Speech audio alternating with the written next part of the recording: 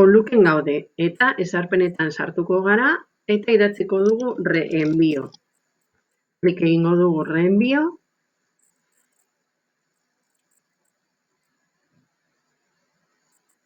Eta hemen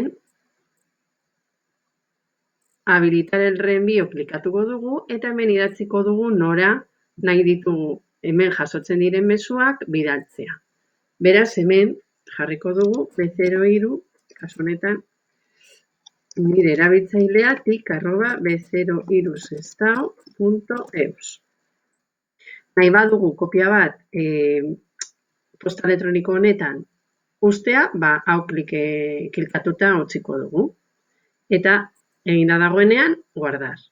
Hemendik aurrera, hemen jasotzen diren mezuak nire posta elektronikora helduko dira.